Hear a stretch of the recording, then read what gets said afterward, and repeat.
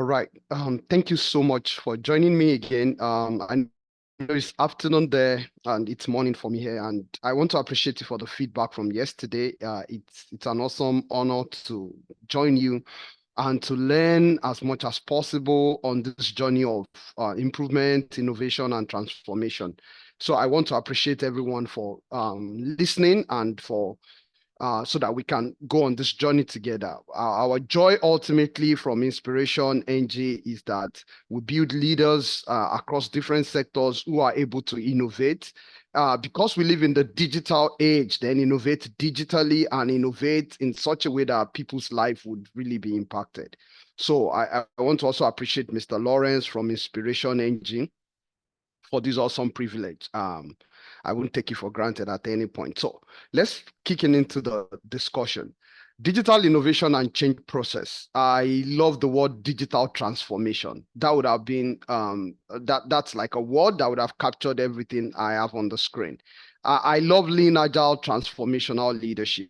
The reason is that I don't want people to just move from a 2 to a 3, a 3 to a 4, maybe an organization just moving along marginal changes.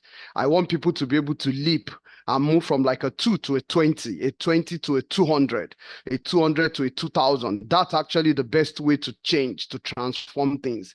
The reason why I want that is if you look at the world, the prices of things keeps going higher. So if you just want to grow along a marginal curve, then that means as you're growing, inflation will be catching up with you and it will be destroying the growth. But if you transform yourself and keep jumping the curves of innovation, you would discover that even if inflation is catching up, you are way, way, way ahead of the curve as far as inflation is concerned. So that's why I'm passionate about transformation for individuals, for organizations, and for even nations. And that's my goal. As a person. So let's dive into this discussion today. I want us to know that if you're interested in any form of innovation, change process, and transformation, you need to know that this is a difficult thing to carry out. It's doubtful of success. It's more dangerous to handle.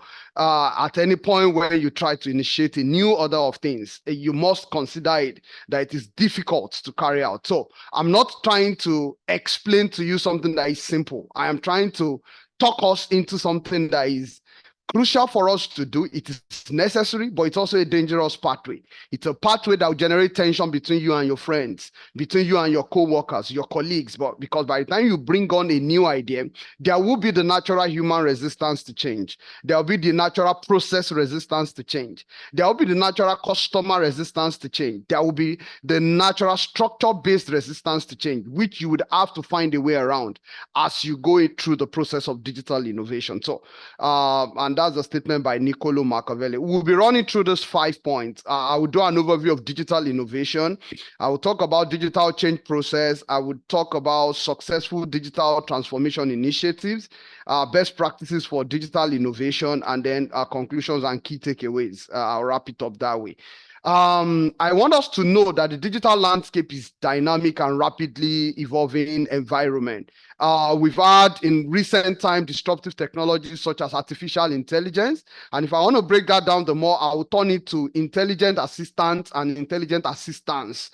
I'll talk more about it in next slide. We have machine learning, cloud computing, where you have big data being stored in the cloud, big architectural frameworks in the cloud, and we have Internet of Things, and then we have blockchain technology. These are transforming industries and creating new opportunities for businesses in our real world today.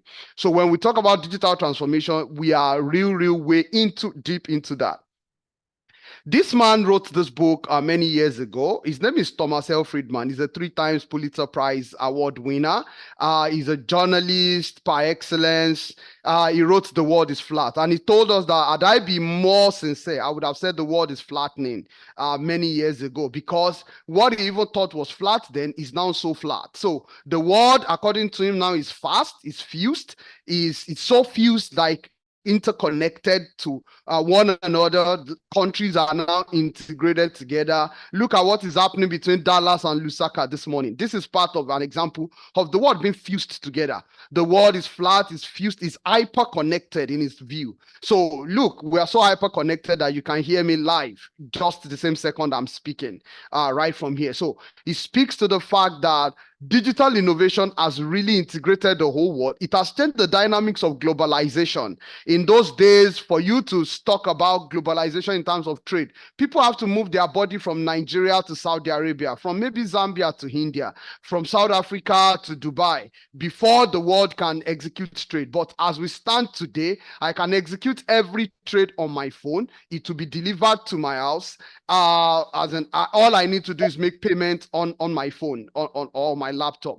So that's to show you that even the globalization of trade, globalization of war, globalization of civil movement, all these things have been impacted by the digital innovation that we have around us.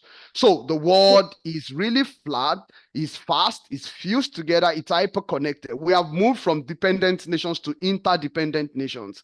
No nation can stand on their own again. Even the United States needs to form allies with several other countries before they could do things at a global scale. So this is the car I drive. It's an Hyundai Palisade calligraphy. It's a 2023 calligraphy. Why am I showing this? I want to tell you about a lot of things that changed in the digital world as it relates to vehicular movement. You see, let me start from the tire of this car. You can measure the pressure without having to connect anything to it. You just need to make contact with the cap of the valve, and then you can measure the pressure in the tire. That is the form of digital innovation. In those days, before I can measure the pressure in my tire, I have to unscrew the nut at the cover and then have to insert it, and the pressure valve has to plunge out. But now I don't need to even unscrew anything. It just needs to make contact with the tire and the pressure rises. But one thing that is funny is I don't need to even make contact with the tire. If you look at the dashboard here, you would see the pressure gauge here on the dashboard of this tire. So that means the car itself is now becoming a digital platform where I can measure the pressure. If you look at this space, you will see the back of the car. That means when the car is trying to turn to the left, the camera is activated that can actually show the back of the car. And so that means it's solving a problem for me about the blind spot, my blind spot as a driver. If I turn the pointer to the right, the same thing would happen on this side. It gives me digitally what my speed is. And on this glass, and I'm talking about the windshield now. On this glass, I can tell what my speed is. I can tell if a car is beside me. I can tell if it's dangerous for me to switch lane, because there's an intelligent assistant that actually beams his ray on the screen and makes me see the current speed I'm traveling, the speed limit of the road I am currently on, and so many other things. I have like a 12-inch screen where I can do a lot of digital interaction with the vehicle. The vehicle tells me when it's time for it to get serviced. I've put about 15,000 miles on the vehicle, and it tells me what percentage of oil efficiency I am, the current temperature in the car, current temperature outside the car, current ambience of the car, ambience light of the car, and everything. So why am I saying all this? I'm saying all this for you to understand that digital innovation has impacted every circuit around us, every sector you can ever imagine, including the cars we drive, the houses we build, everything. We now have smart homes. I live in one. It's a smart home. You can dim your light. You can regulate everything that happens in your house.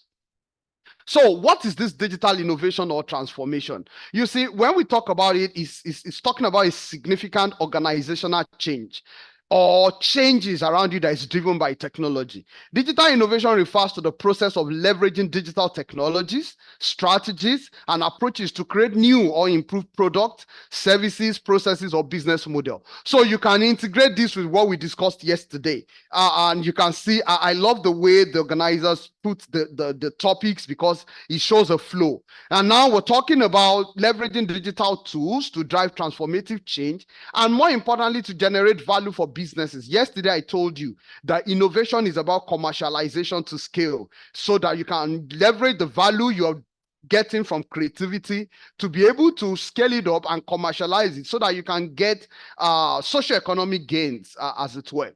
So as it stands, If you're impacting your society, your industries, your businesses, this means you're driving transformative change, leveraging digital tools. I just want us to know that digital innovation has impacted all sectors around us.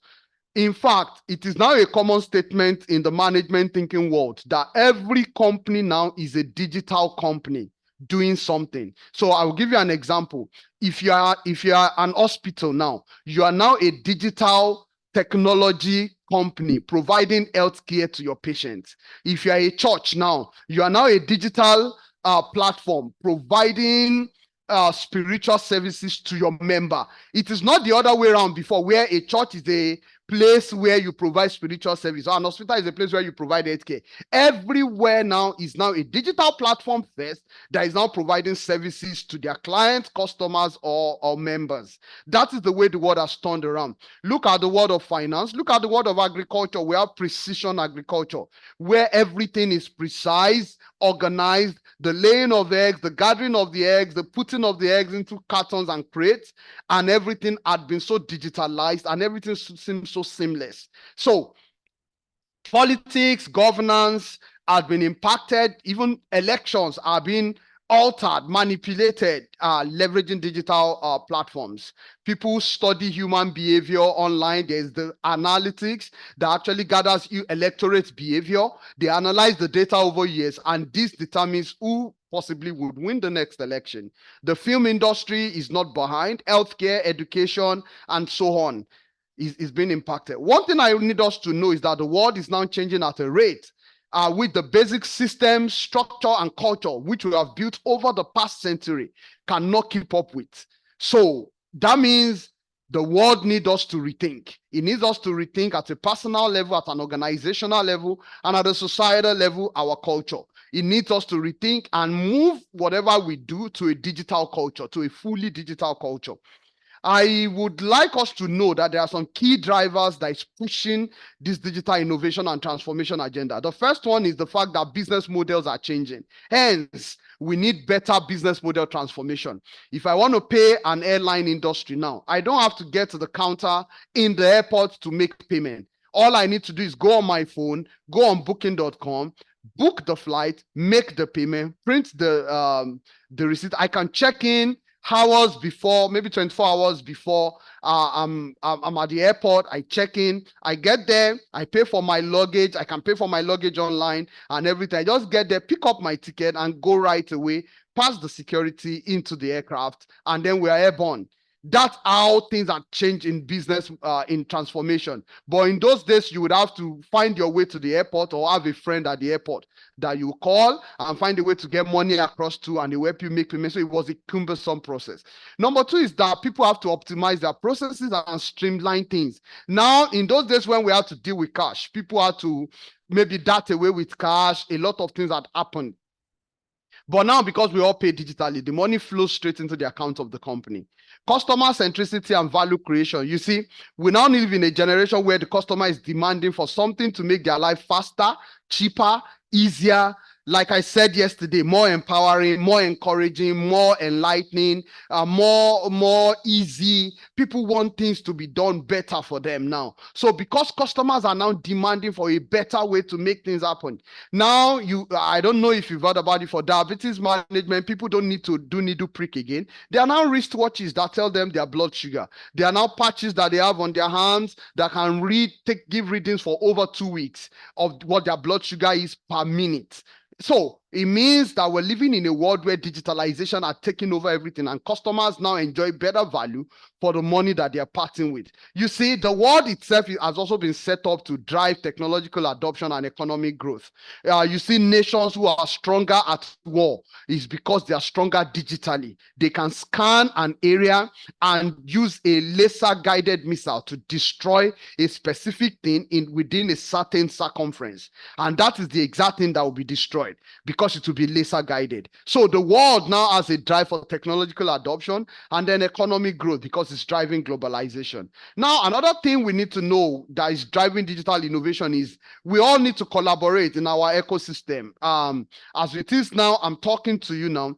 You probably all have a WhatsApp group where everybody's interacting together. That's a form of collaboration. Many years ago, you wouldn't have that. But for digital transformation, we could form a Facebook group, a Twitter group, a WhatsApp group, all forms of groups, and then we're able to interact as human beings. I don't need to be in Lusaka for me to communicate with people in Lusaka. I don't need to be in Djibouti, in Ethiopia. I don't need to be in Southern Africa. I don't need to be in Angola, in Rwanda. I don't need to be in Nigeria now for me to talk to friends and families in Nigeria. I can build trust. I can build businesses. I can build brand imagery. I can do meetings with my company everywhere in the world now. I have distributed teams across India, across the United Kingdom, the United States. Even in the United States, we're all on different time zones. So the people in New York, myself in Texas, I have friends in Colorado, and I have friends in California. Those are 4 different time zones, even on US. And I have also other friends in Alaska too.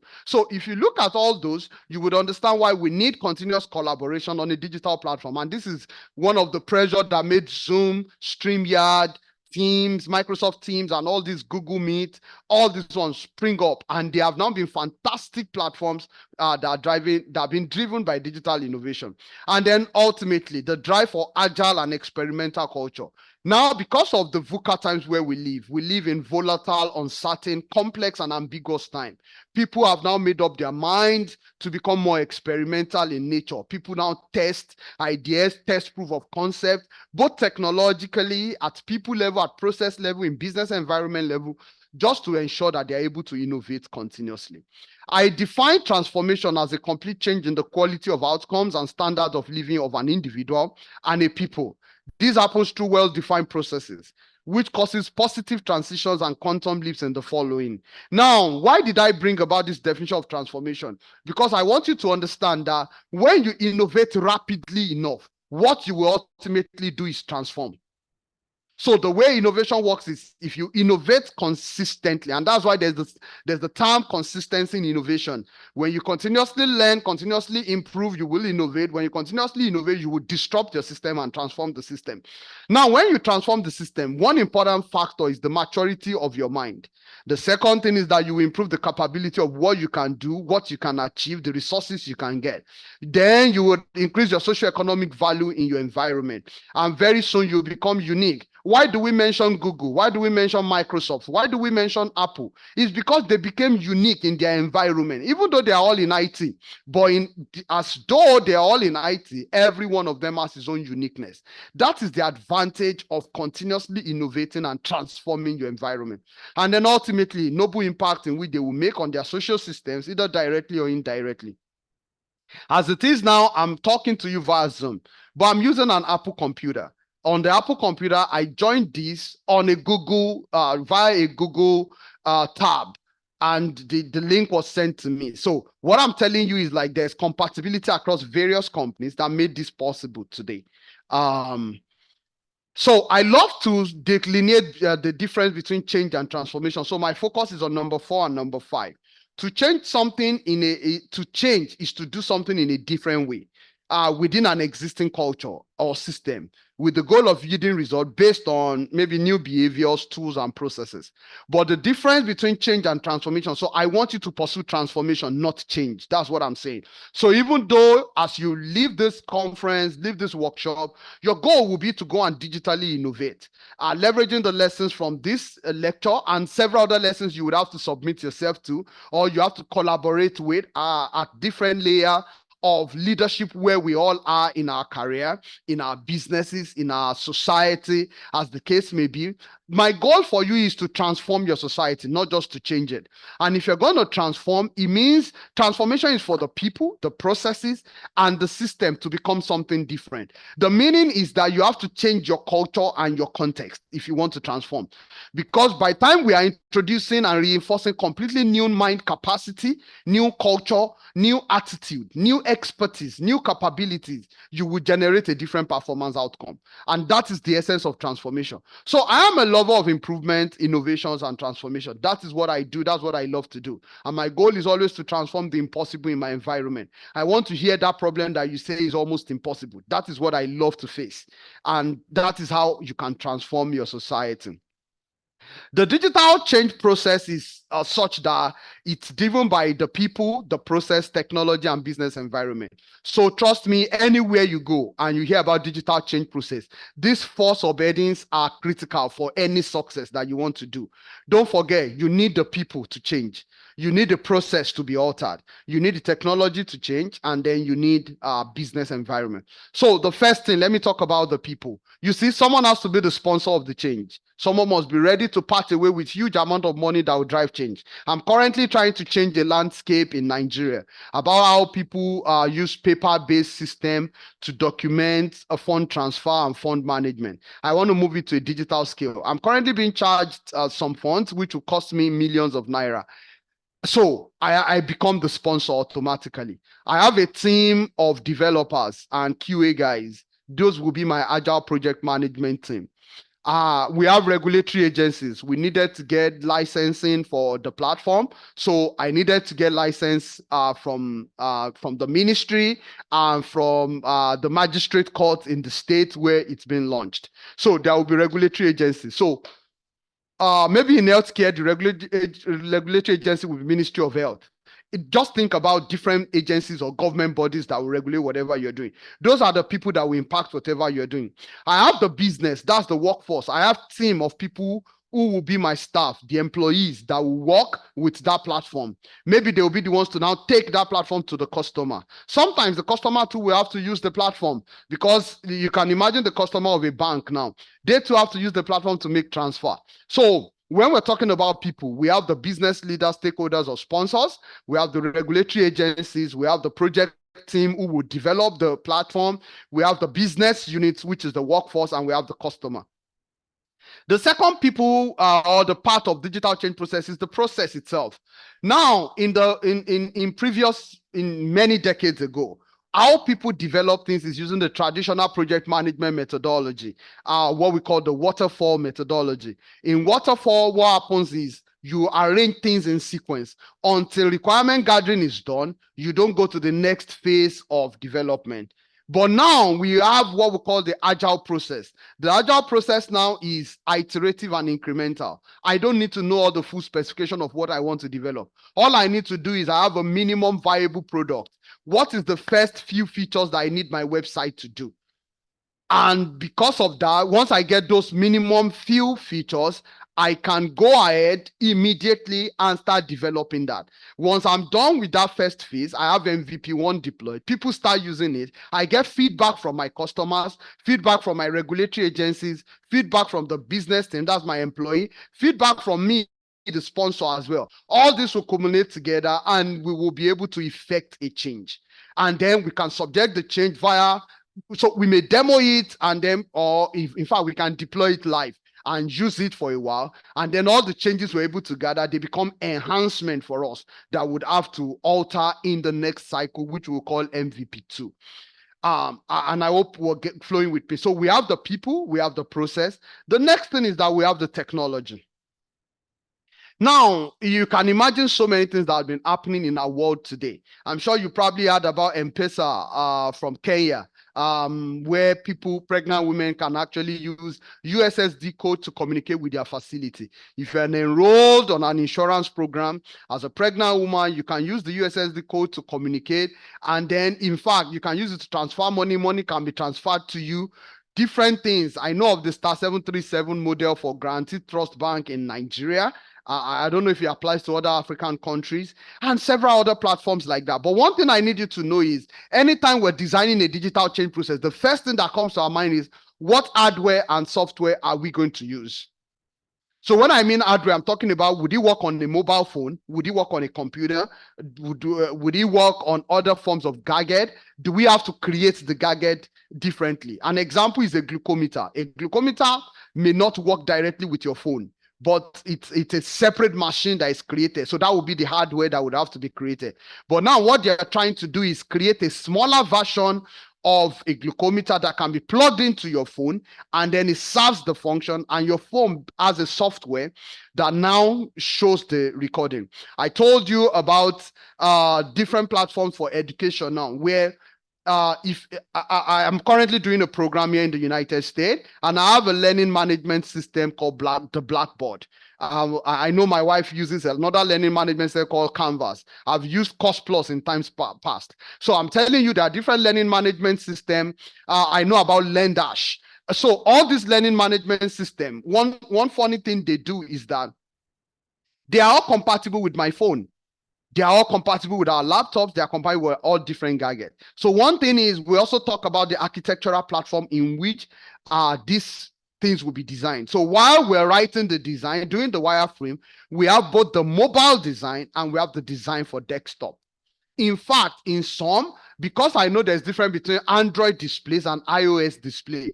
And by Android, I'm talking about Android operating system. By iOS, I mean that's for Apple product. Now, so I even need a wireframe to show what the architectural disposition would be, both on Android phones and on iOS phone. That's Apple gadget, on my iPad, iPhone, and MacBook, whichever of the MacBook Pro product I'm using.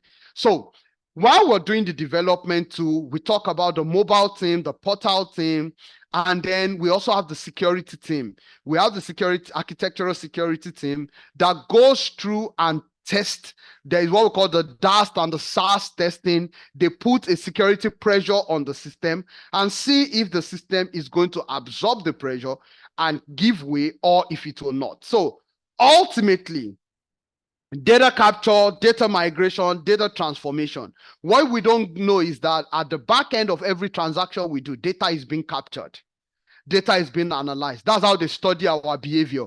That's how Facebook knows what you will do because of the things you've been doing on their platform every time you show up. That's how Instagram knows the kind of videos you would like. So once you click a certain video, next time when you show up on Instagram, it will bring similar videos like that. Once you search for something on Google, just go and notice it. In less than 5 minutes, when you go on your Facebook, you will start seeing similar things to that thing on your Facebook. Because at the back end, the analytics software had actually seen that your behavioral pattern is leaned towards that thing, and it starts showing you details about those things before you know it. And very soon, other things you used to see before, you will not see them again unless you still go back to search for them. And once they notice you search for a product to buy on Google or to check or read their review, then it becomes a product of interest and it becomes something that will be shown to you always. So all in all, what I'm saying is that for digital changes to be effective for you, please start thinking about the people, the process, the technology you're using. Think about data capture, migration, and transformation. Think about data security and information compliance. Think about data extraction, transformation, and loading into different target systems. Think about how integrations happen between different platforms, how softwares operating on different platforms at different points. All these are things that technology is driving. But more importantly, technology itself cannot use itself. Technology needs people. Technology has to be built via a process. Ultimately, technology operates in a certain business environment. And that's where I would wrap up for this first part of this thing, of this talk, before I jump on the next section. So the business environment, you see the culture of the business and the environment, the context and time, in place, and in persons are important. Geopolitics is also very important. Some nations are landlocked nations. So no matter what they want to do, geographically, they don't have nearness to water. So that means they are only bound to transact with the world, most likely via the road to neighboring countries that are closest to the ocean, so that they can now load those products into vessels. But for nations like Nigeria, for South Africa, where we have access to the Atlantic and Indian Ocean at different ports of our ports, it's easier for us to transport things. So in our business environment for transportation, the way we would design our digital chain will be different from a country like Rwanda that is landlocked.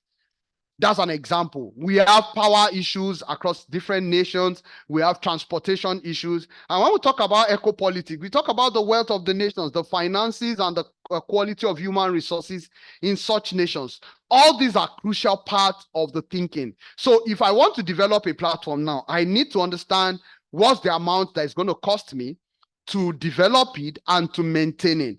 Do I need an in-house digital transformation team to be able to cope with changes in my business environment? Because if I work in the world of finances where economic policies changes rapidly, percentage rate changes rapidly, then I need an in-house team or a vendor that is committed to the rapid changes because of my business environment. If I work in the healthcare industry and I need to build an application that will help me with health insurance management or universal health coverage, driving health insurance, ensuring the administrative part, the payment part from members who are active are being taken care of. All these are crucial things that I need to work towards to ensure that because of the requirement of my business environment, because of the legal, political regulations, different forms of dynamics in my environment, then I need an in-house team or a vendor that must rapidly change things for me. So based on your business environment, for nations who have democracy and every 4 years things has to change, for politics or softwares or application or digital changes that will run along this spectrum, we'll definitely have to consider in-house kind of thing, because with that you're dealing with rapid changes in governance structure, rapid changes between the critiquing party and the ruling party. And if there are issues of wars and rumors of wars, and you want to be a digital platform that captures accurate details, that's journalism now, then you need an in-house team. You need an in-house IT team that would be able to do this. So your business environment is as important as the people, is as important as the process, is as important as the technology. So trust me, at every point where you're thinking about digital change process, I would urge you, it is very crucial. Think through the people, think through the processes, think through how the technology, think through how the business environment, how the four things would integrate together to be able to drive the process of digital changes, digital innovation, and digital transformation. I've led digital transformation. I've been the national leader or database administrator for a multi-country platform. And thinking through these 4 areas had significantly helped me to treat my team well, to lead my organization well, to be able to deliver on several data migration processes that I've handled in time past. I think with this few 4 points for this first section, you have enjoyed this. Once I get the link, I would proceed with the second part. I want to thank you so much for your rapt attention. You can stand up, stretch your leg while we